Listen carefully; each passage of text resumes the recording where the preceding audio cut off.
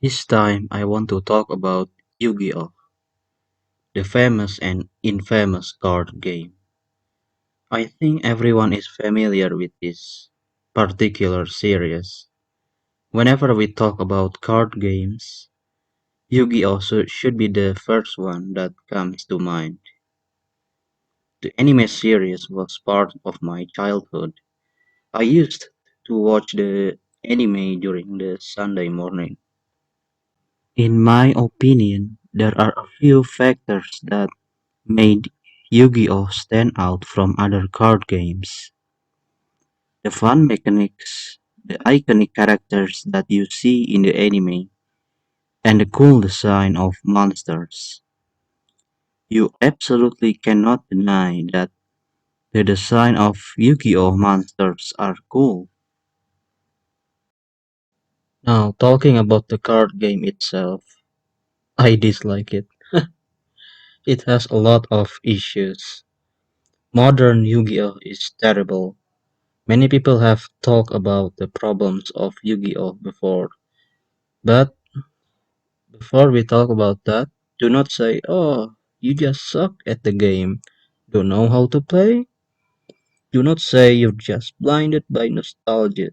No, that isn't why I dislike Yu-Gi-Oh. The problem is that Yu-Gi-Oh is broken. It became more and more broken as they keep making more broken cards.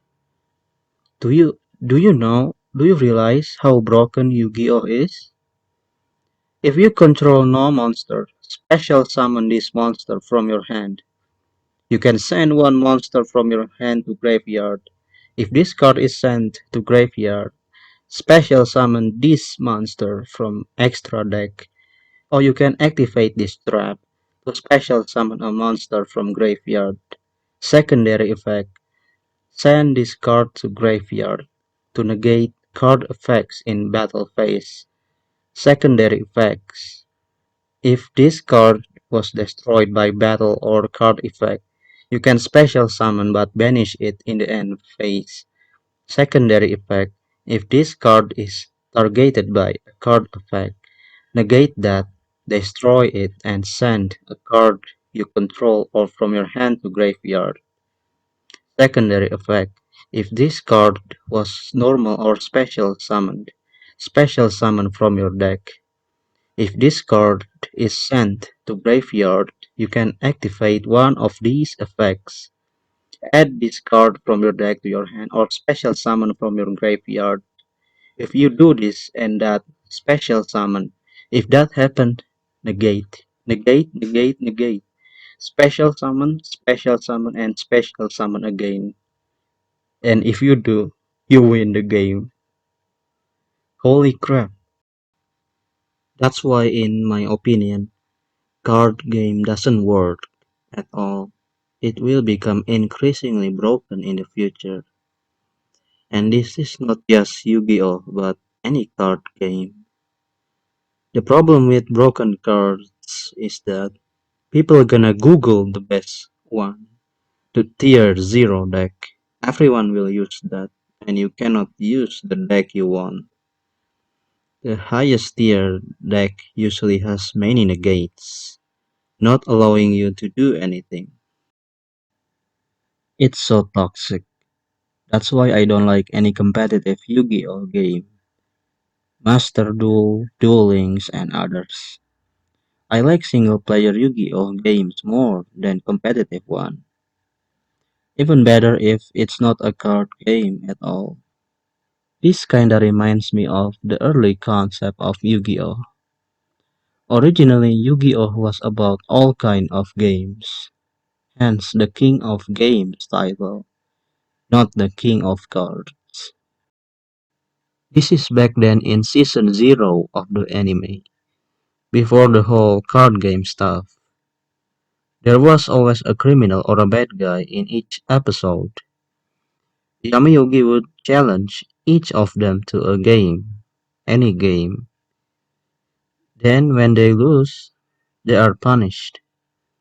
You kinda see that in a form of mind crush in later episodes, but The series slowly abandoned that idea and became the card game that you know today.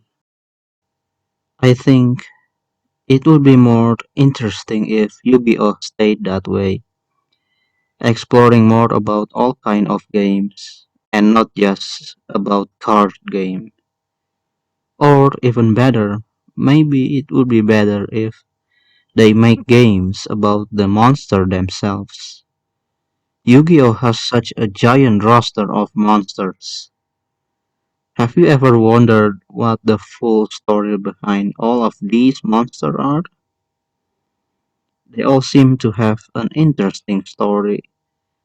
Imagine playing an RPG game with Silent Magician and Silent Swordsman, exploring the world of monsters, meeting various monsters that you see throughout the entire Yu-Gi-Oh! Then you can recruit other monsters like Dark Magician Girl, Stardust Dragon, with each of them having unique active and passive skills. Then imagine the anime of that. It's such a waste, man. I would really like to see the story of these monsters. Technically, there was one Yu-Gi-Oh game that is far from a card game. This is Yu-Gi-Oh! Falsebound Kingdom on Nintendo GameCube. The story of this game is still about the same Yu-Gi-Oh! Characters that you know, like Yugi, Joey, Thea, Kaiba, and others. But they are trapped in a game. Well, the game itself is strange. It's kinda like a mix between a real-time strategy game and a turn-based RPG. I wish they made an RPG with the monster themselves as a focus instead, but still this game is interesting. Ultimately, the Yu-Gi-Oh card game itself would never change. They would never stop selling broken cards. They do that so people will buy it to win. This is very profitable after all. But it seems like other card games did better with the mechanics of the game itself. For example, Yu-Gi-Oh!